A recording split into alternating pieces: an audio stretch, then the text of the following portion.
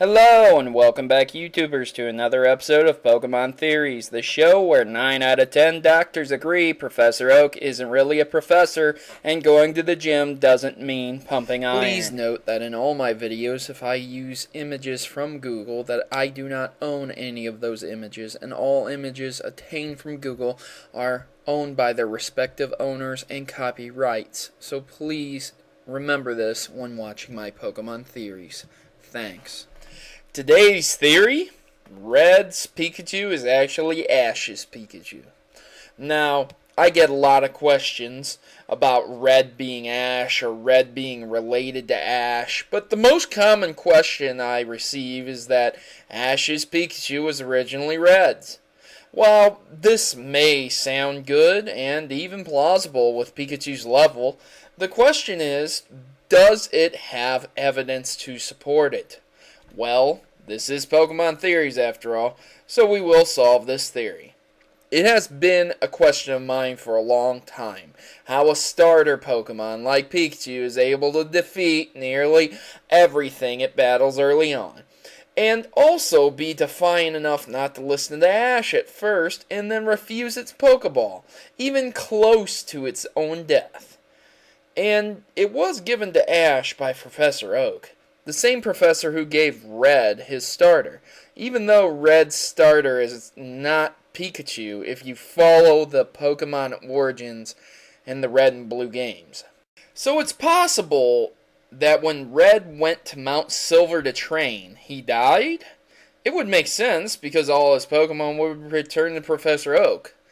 However, he does return later on in the Black and White series for a tournament, so that can't be possible. Unless everyone in the world was seeing a ghost. But yeah, we've been over that theory. But Professor Oak was once a champion, so perhaps it's Professor Oak's. But yeah, that doesn't have enough supporting evidence to it. But Ash's Pikachu is extremely powerful, so if it isn't Red's, then how did it get so powerful? In the first episode, Pikachu defeats a number of Pokemon, building its experience exponentially. Pikachu defeats over 30 Spearows in the first episode with the help of rain and its electric attacks at the same time. You can actually pause the video and see how many Spearow it takes on at the same time. Well, that wouldn't jump its level to 100 instantly. It would definitely boost it greatly. Later, when Ash battles Giselle in the Pokemon School, she states that Ash's Pikachu should be around 20 to 25.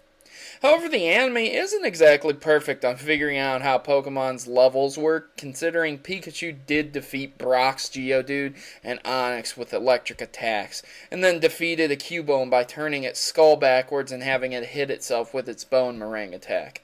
So the anime is not the go-to source for the most concrete evidence of stuff. But it still really seems likely, with Pikachu's power, that it was previously owned by someone else, namely Red. Sadly, to dash everyone's hopes and dreams out there, there is absolutely no way Ash's Pikachu was owned by Red. This can be proven by simple evidence found in both the anime and the game. Spoilers ahead for anyone who hasn't seen Pokemon Origins. So take both the games, Red, Blue, as well as Pokemon Origins. Red defeats Giovanni, and after defeating Giovanni, Giovanni decides to dismantle Team Rocket, meaning Red had to come after Ash, not before Ash, in order to have his Pikachu. Clearly, in Ash's universe, Giovanni can be seen several times, and Giovanni even battles Ash with his Persian. Giovanni is the gym leader that defeated Gary, and can be seen talking to Jesse and James. He even owns the island of giant Pokemon. So, as viable as this theory seems, Ash's Pikachu is 100% not Red's.